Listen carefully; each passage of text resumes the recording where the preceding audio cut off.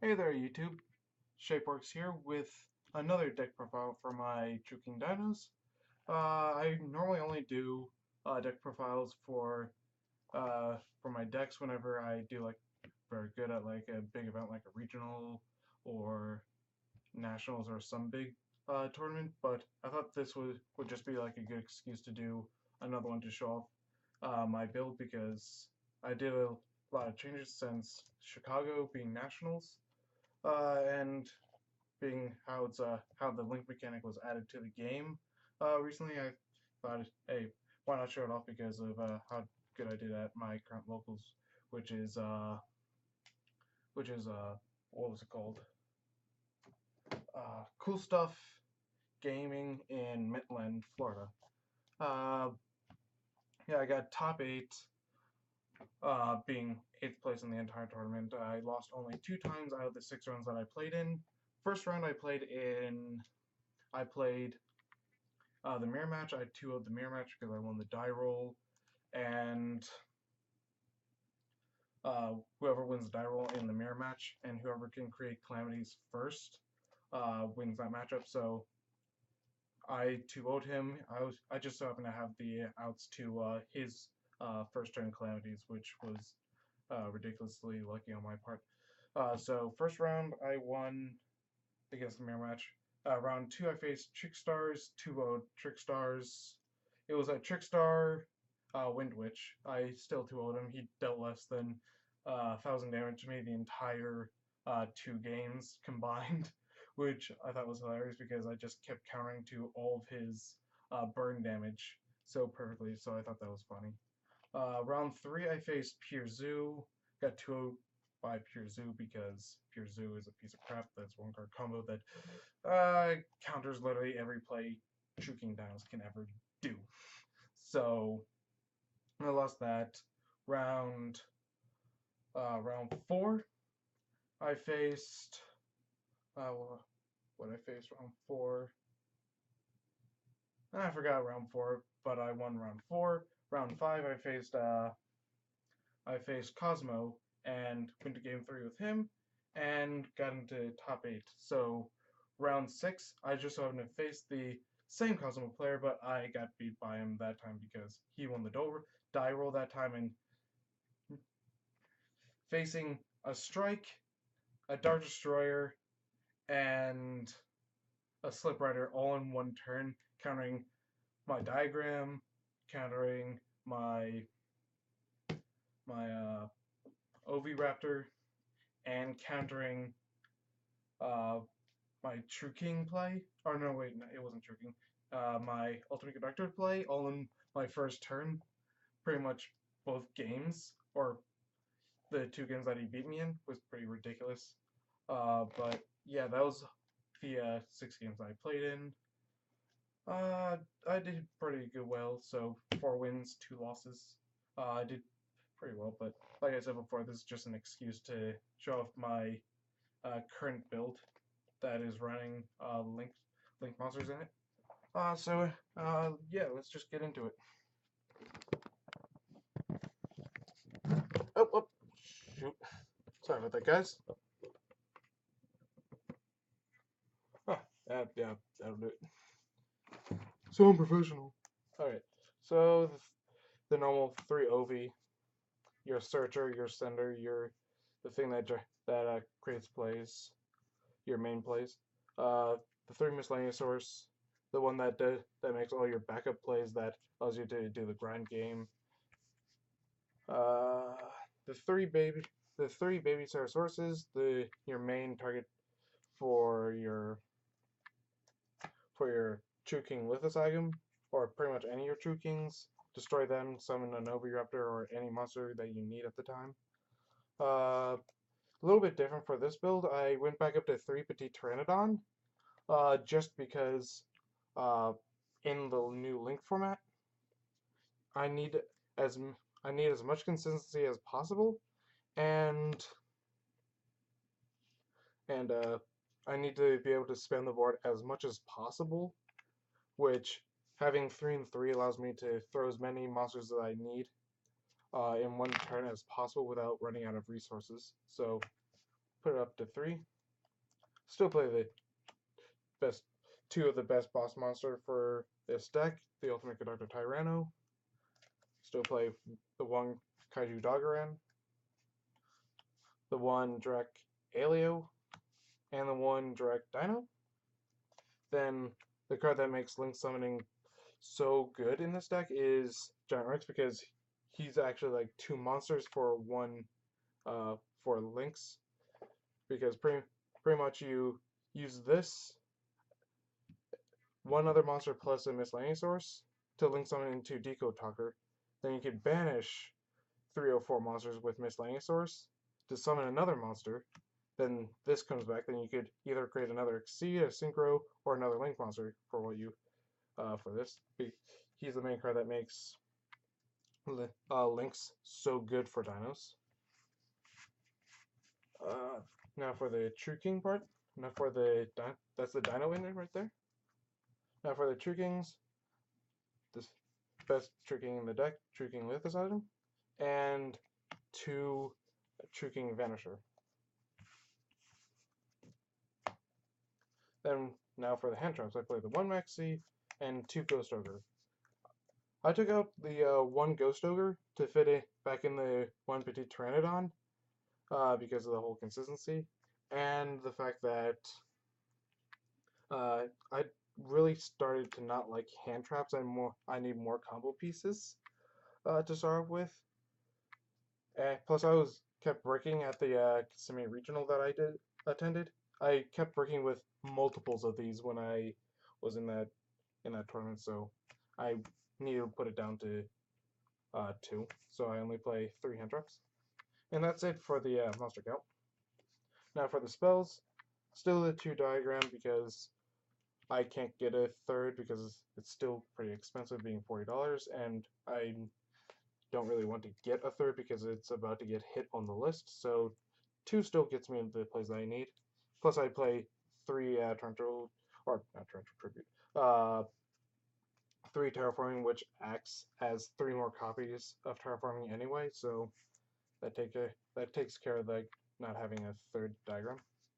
Then the 3 Fossil Dig, the 1 Soul Shard, and the 1 Dark Hole. That's it for the spell lineup. Not really that spell heavy. Now for the last 4 cards of the deck, being 3 Back to the Front and Imperial Order. Back to the Front is freaking amazing. At my locals, people were saying, yeah, it's not that good in dinos because it doesn't really add anything to the play, plus it's a trap, so it's very slow. I disagree. This is amazing in True King Dinos, because if you have an Oviraptor in your graveyard during the opponent's turn, you could activate Back to the Front, summon Oviraptor back in defense, then you get an extra search during the opponent's turn. Or if you have Ultimate Conductor Tyranno in the field, and you've already activated his effect to set your opponent's monsters once during that turn, and they get rid of him, you could activate Back to the Front, summon him back in defense, and use his effect again, since it's not a hard once per turn effect. So you get to set their monsters twice in 1 turn because of that, and I actually pulled that off against the Trickstar player, which was freaking hilarious. Then I personally lowered my spell count down as low as I possibly could for Imperial Order, even though I don't really see it that much, but when I do, I pretty much always win every time I see it. So yeah, there's my 4 traps of the deck.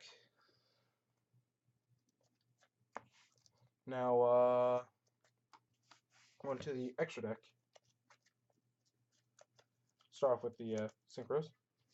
I play the 1 Nat Beast, 1 Danglong, 1 Ancient Fairy Dragon, 1 Cyframe Lord Omega. This is actually part of the combo that you need Miscellaneous Source, what's his name? Direct Dino, and 1 other monster. No, it's a Miscellaneous, Giant Rex, Direct Alio, and 1 of any of your other dinos.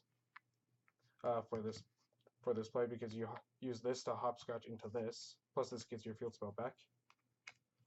Plus an extra summon with the cost of not being able to enter your battle phase that turn.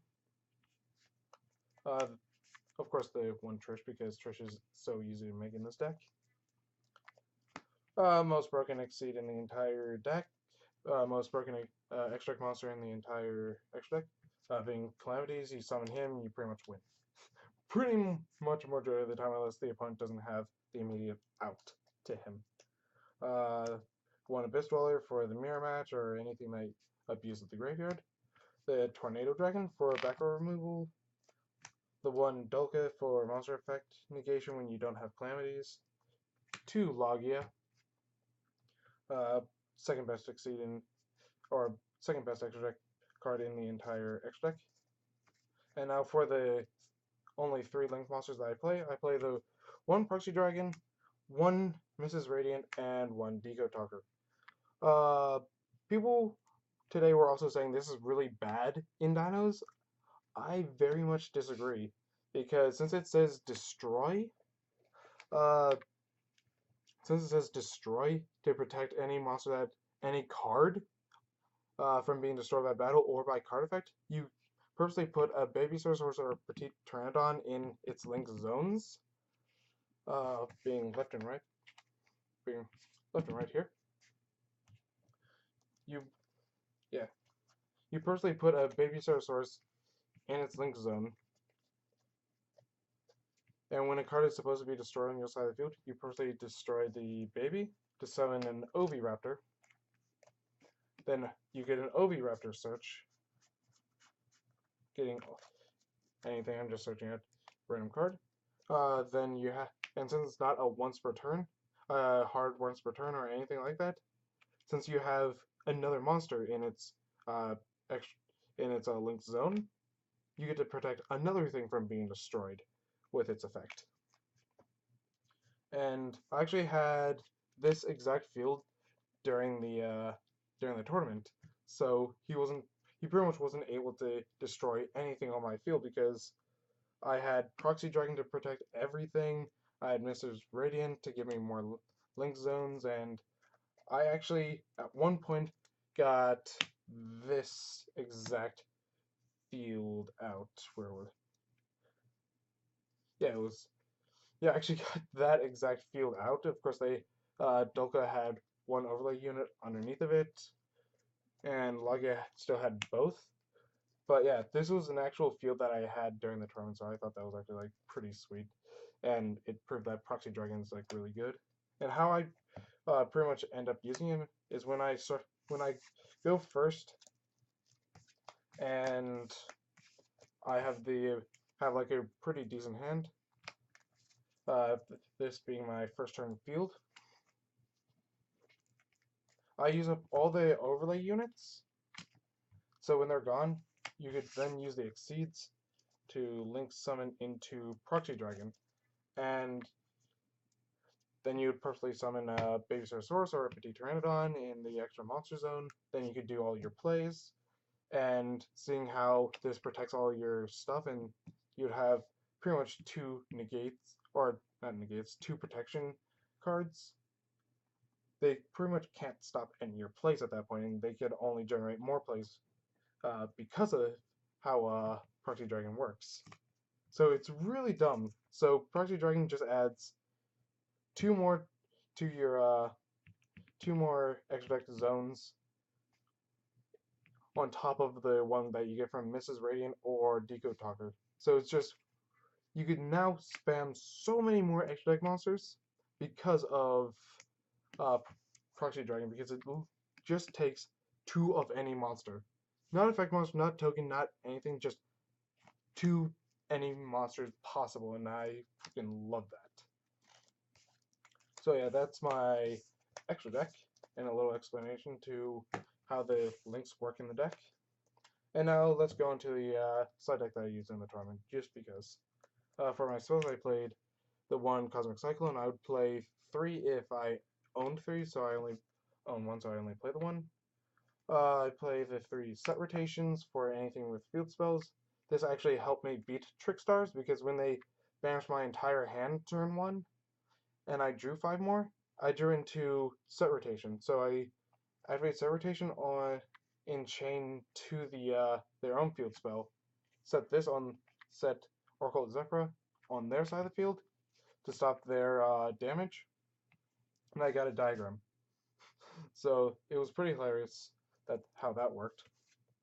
The next side deck card that I play is, what was his name? Zephion the Time Lord. If you don't know what Zephion the Time Lord does, if you control no monsters, you can normal summon this without tributing. It cannot be destroyed by battle or by card effects. And you do not take any battle damage involving Zephion. So during the battle phase, you attack an opponent's monster. Then during the end of the battle phase, all the Spawn Track cards on your opponent's side of the field get sent back to the deck and shuffled. So that literally wipes all your back row worries off. And if it's sent to the graveyard, you draw 1 card. So pretty much how this works very well in Link is you summon it, you do its effect. Then during main phase 2, when you do all your big plays, you just use Zephion as a Link monster, so you could get an extra draw. Also, during your next standby phase, it gets shuffled back into your deck. So it's just a really good back row removal card. Then I play second Doggeran and a Homunculus, the sticky string kaiju. I play second Dark Hole, another Book of Moon, or 1 Book of Moon, 1 Raigeki. Yeah, Book of Moon actually really helped again against Trickstar, because when they go to deal damage to you through their monster card effects, you just chant Book of Moon, and you still take the first initial one, but you won't have to worry about for the rest of the turn because it'll obviously be set. I play Darkhold and Raigeki over Kaiju Slumber because when I was at the regional, I kept drawing my 1 Homunculus and the Kaiju Slumber turn during my opening hand, so I was just like, yeah, that don't really work. I don't like that anymore, so I just went, alright, I'm just gonna side in the Kaijus with Darkhold and Raigeki, so I'm not bound to that bad luck anymore. Then for the final 2 cards, I play 2-Dimensional Mirror. If I had got a third, I would be playing a third instead of the 1 Cosmic Cyclone. So yeah. Yeah, that was my True King Dino Link format deck profile for September. So yeah. See you later, guys. Bye. Chefworks out.